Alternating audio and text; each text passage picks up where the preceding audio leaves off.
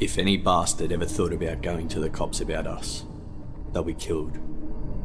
And so will their fucking families. And if we don't get them, our mates will. It would be a shame if anything happened to your sweet little Prue, wouldn't it? Those words were allegedly said by one of the men convicted for the Russell Street bombing. The person he said those words to? Paul Hetzel. Hetzel was the man arrested, turned Crown witness, and whose evidence was instrumental in the conviction of the Russell Street bombers.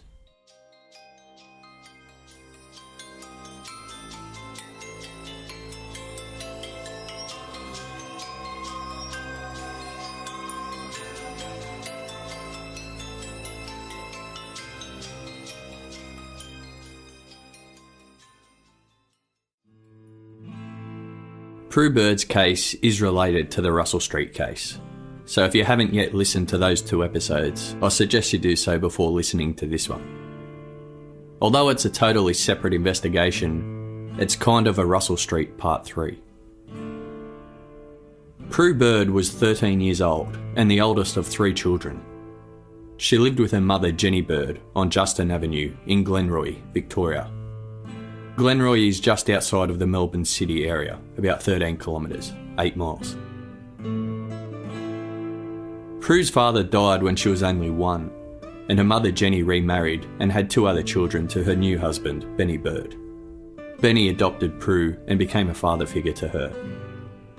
Jenny eventually separated from Benny, and she was now in a relationship with a woman, Isabel. Prue hated the fact that Jenny and Benny had split up and Isabel had moved in. It was causing friction in the household. Prue resented Isabel. In the summer of 1992, Prue and her friend Sarah, which isn't her real name, were at Prue's house. A man knocked on the door who Prue didn't recognise. The man said, "Is that Daniel's car?" Prue had no idea who Daniel was or what this man was talking about. She replied, "No." The man said, "Are you sure?" Prue didn't know what was going on. She said yes and then slammed the door in his face. Sarah didn't go to the door, so she didn't see the man, but Prue was really shaken up and had turned pale because she said the man was really weird. Sarah left Prue's house a few hours later. As she was walking down Prue's street, a man drove past her in a blue car and waved. Sarah didn't recognise him or the car, so she kept walking. The man turned the car around and started driving slowly at walking pace next to Sarah. He was smiling and waving and didn't take his eyes off her. Sarah was freaked out and started running. She ran to a nearby friend's house. The man in the blue car took off. Sarah called Prue and asked her to describe the man who had earlier knocked on her door asking about Daniel's car. Between them, they worked out that the man who knocked on the door and the man who stalked Sarah in the car were the same person. Not long after that incident, on the 2nd of February 1992, Jenny Bird, Prue's mum, left the house early in the morning. Prue was still asleep, and what she didn't know was that Jenny had arranged for Isabel to move out that day. Not to end their relationship, but just to make things less intrusive for Prue. Jenny returned home about 1 p.m. Prue was actually still in bed asleep. Isabel was waiting for friends to turn up to help her move. In the meantime, Jenny asked if she could drive her down to the local pool so she could go for a swim on what was a very hot summer's day. Isabel agreed and she was gone for only about 20 minutes. When she arrived home, her 2 friends had arrived to help her move. While they were having a cup of coffee before they got to work, Prue woke up and walked out of her room. She said hello to Isabel and her friends, emptied a tin of cream corn onto a plate, put it in the microwave, and then walked back to her room. About 1:45 p.m, the phone rang. Isabel answered. It was a teenage boy asking for Prue. Prue did take the call, but Isabel didn't hear the conversation because she walked out and started loading up the trailer for her move. 30 minutes later, the phone rang again. Isabel was still busy out in the garage. She assumes Prue answered the call, although she isn't sure. About 2:30 p.m, 15 minutes after that second phone call, Isabel had finished packing the trailer, and her friends left the house, driving off with the stuff. Isabel had a few things to finish up inside. As she made her way inside, she noticed the front door was wide open. The television was on. The plate of creamed corn was sitting on the coffee table in the lounge room untouched. And Prue was gone. Jenny Bird arrived home sometime after 6 p.m. that night. She saw the creamed corn on the coffee table that was still untouched. There was no sign of Prue at all. If Prue was going somewhere, she would always leave a note. But there wasn't one. Still, Jenny assumed Prue would be at a friend's house or with a relative, and she started calling around, but no one had seen or heard from her. By 9:30 p.m, Jenny was in a panic and she called the police. The first time she called, she was told teenagers go missing all the time and usually turn up soon after. That was all the help she got. The only thing missing was Prue's school bag and a pair of pants. Prue's school books had been emptied out of her bag and were still at home. The rest of Prue's clothes and belongings were left untouched. No money had been taken. And the creamed corn was the most alarming thing. Prue never went anywhere before she ate. Jenny didn't believe for a second that Prue had run away. She called the police again. After this second call, police turned up and took a report. Jenny Bird was the eldest of 4 children and grew up in a flat in West Brunswick, Victoria, a suburb just outside of the Melbourne city area. Her mother Julie had a very bad temper and was capable of extreme violence. There were a lot of fights between Julie and Jenny's father Jim, and that in turn would be taken out on the kids. The household generally wasn't a very pleasant place to live. Jenny planned to move out as soon as she could. She was gone when she was 17. She moved in with her boyfriend Terry, Prue's father. But Terry was tragically killed in a car accident. Later, Jenny met and married Benny Bird, whom she had 2 other children with, and Benny also adopted Prue. It was around this time that Julie split up with Jenny's father Jim. Julie hooked up with another man, who was soon sent to jail for a shooting. Julie was attracted to violent men, and she didn't let the prison sentence stop her from seeing her new boyfriend. But it was while visiting him in jail that Julie met and fell in love with another inmate, Paul Hetzel. Julie became infatuated with Paul, who was serving a 22-year jail sentence for armed robbery and the attempted murder of a police officer. You'll recall from the Russell Street episodes that it was while serving this jail term that Paul also became best friends with Stan Taylor, one of the men convicted of the Russell Street bombing. Paul Hetzel was released from jail in 1981, and Julie was waiting for him. The two were madly in love and got married soon after. Paul and Julie Hetzel. Jenny Bird was now Paul's stepdaughter. Her daughter Prue Bird was now Paul's step-granddaughter. Julie wasn't the only person waiting for Paul Hetzel when he was released from jail. His good mate Stan Taylor, who got released before Paul, was also waiting.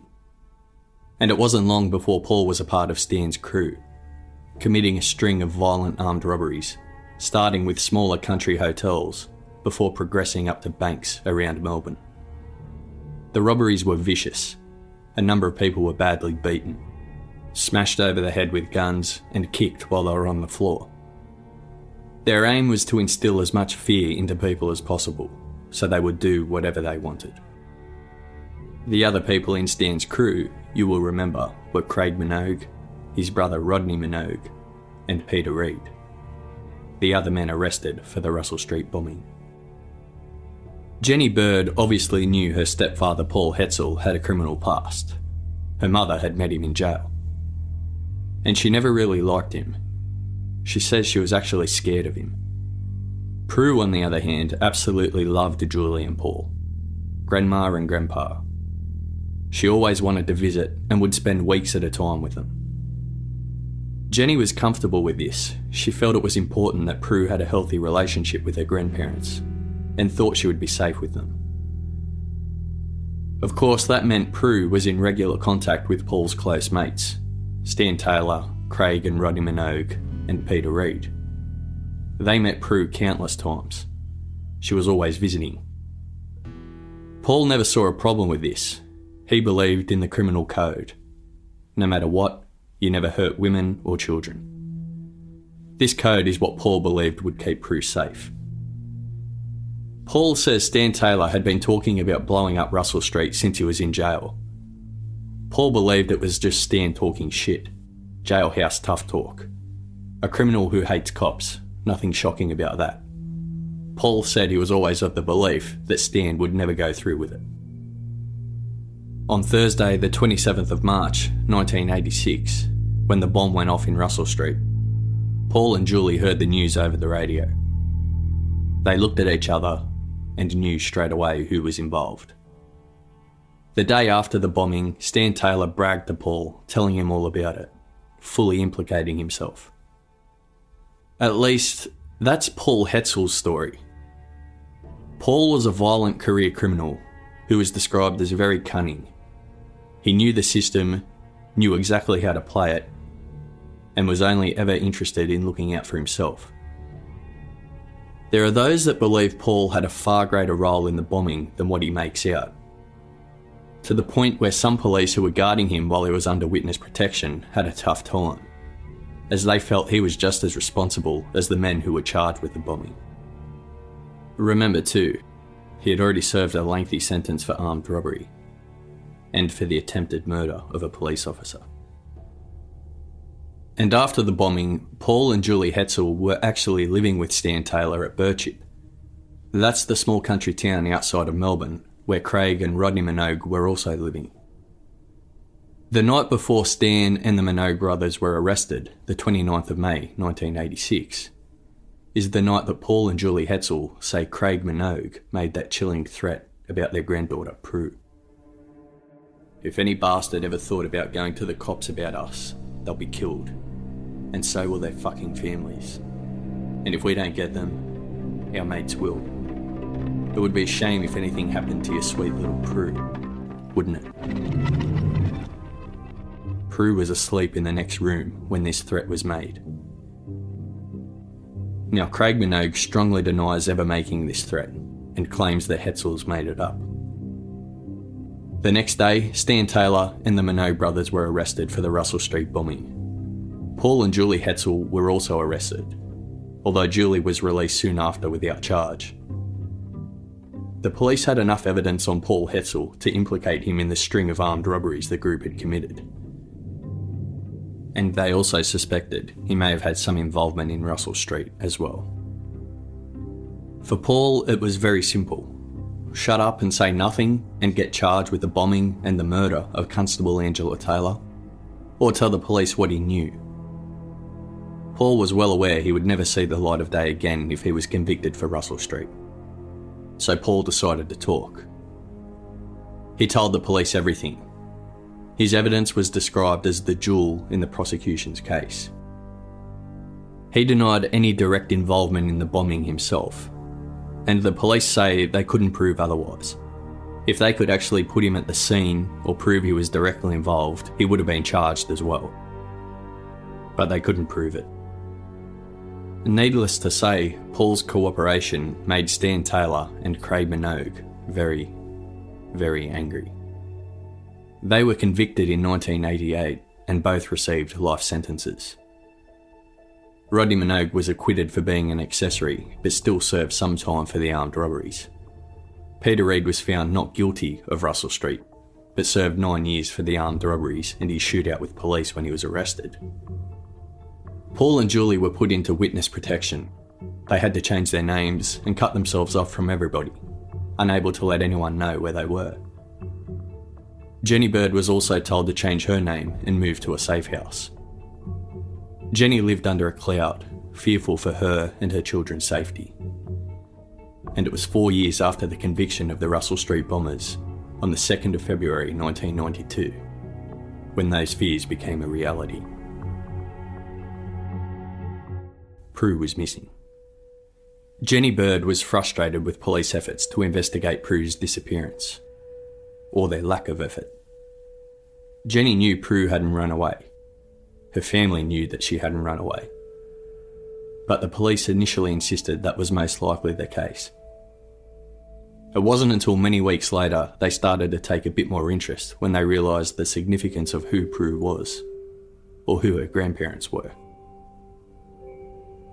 At the time of Prue's disappearance, Paul and Julie Hetzel were living on the other side of the country, in Western Australia. When Jenny rang them to tell the news, she says Paul Hetzel was strangely aggressive rather than sympathetic. His words were, "What the hell do you expect us to do all the way over here?" Given how much they said they loved and adored Prue, Jenny assumed they both would have been on a plane that night to get to Melbourne. But they weren't. It took them a week to make that trip, and when they did arrive, there were no tears, no sympathy. Jenny says Paul was acting extremely odd. His first words to her when he arrived were, "What the fuck are you crying for?" Another pretty disturbing comment he made to the panic-stricken Jenny, whose 13-year-old daughter had been missing for over a week, was, "She's probably out getting the ass fucked off her." Of course, that's what Jenny alleges Paul said, and Paul denies it. So make of it what you will. Paul and Julie insisted that Prue had just run away. Jenny was taken aback by their behaviour and lack of concern. When the runaway theory didn't quite add up, Paul and Julie started to try and shift the blame onto Isabel, Jenny's partner, insisting she must be somehow involved.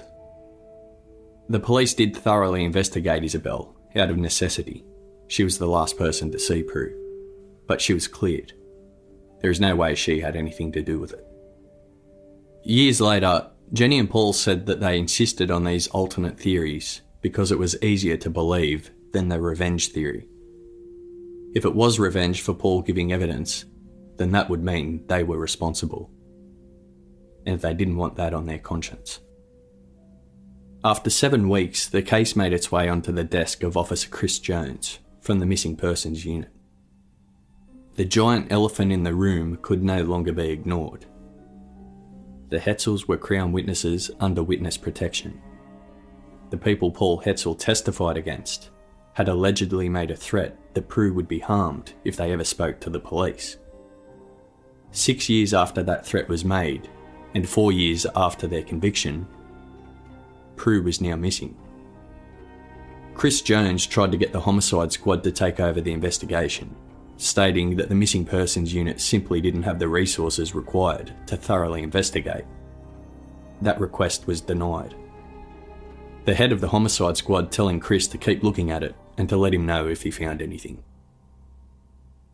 Chris never did find anything. Weeks turned into months, which turned into years.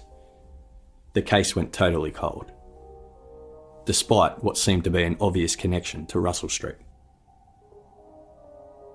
Prue's case remained with the Missing Persons Unit, just another name amongst thousands of other missing people. Jenny tried to do her own investigating. She put up posters, talked to people in the street, tried to get media coverage of the case, but little was achieved until 2008, 16 years after Prue's disappearance. Jenny Bird managed to convince the government to offer a $500,000 reward for any information that could help solve Prue's case. It was after this reward was offered that the name Leslie Camilleri popped up. Camilleri was in jail, serving a life sentence without the possibility for parole.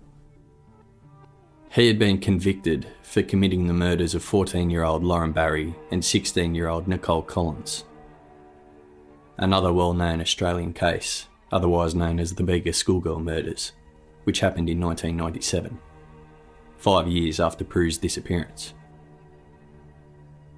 When Prue's case and the new reward started making headlines again in 2008, Camilleri confessed to the murder, freely admitting to police that he was the one who killed Prue Bird. His version was that he approached Prue in the street because he believed Prue's father had sexually abused him when he was younger. Prue refused to tell him anything about her father, so he placed his hands around her neck until she was unconscious. He then hogtied her and put her in his car, planning to ask her further questions about her father. But it was some time after that Camilleri realised Prue was dead. Camilleri was already never getting out of prison, and he wouldn't be the first person to admit to a murder he didn't commit. So police needed more than just his word for it. His story really wasn't adding up either. Prue's school bag had been emptied and was missing from the house, along with a pair of pants. And she left a plate of creamed corn untouched on the table, something she would never do. She always ate before she left the house. Why would she empty her school bag, take a pair of pants, to just walk along the street, where she just so happened to cross paths with Camilleri, who started asking her questions about her father, who allegedly abused him when he was younger? No one believed Camilleri's version. It just didn't make sense. But that didn't mean he wasn't responsible. He was in jail for the violent murder of 2 girls around Prue's age. He was certainly capable. But his version seemed to be very self-serving, taking the blame but trying to minimise it by saying it was just an accident and he didn't mean to kill her. He just wanted to ask her further questions and she died on him. After a thorough investigation, police believed he was actually involved, but he was coming up with a bullshit story to take the full rap so nobody else would be implicated. The police strongly believed Camilleri didn't act alone. Prue's friend Sarah became a crucial witness. She says Camilleri was the man who followed her in the car that day she left Prue's house, the same man who knocked on Prue's door asking about Daniel's car. Although it was many years later that she made this identification by seeing Camilleri's picture in the paper. Another witness came forward which confirmed the belief that Camilleri wasn't acting alone. One of Prue's neighbours, Sam, not her real name. She came forward saying the day Prue disappeared, she saw 2 cars parked near Prue's house. One of the cars was blue and similar in description to the car that followed Sarah during the incident before Prue's disappearance. 2 men were standing outside the blue car smoking, and a third man was sitting in the second car watching.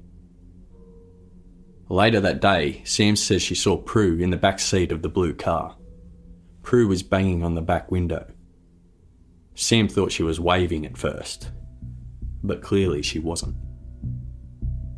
Sam kept that information to herself for 16 years.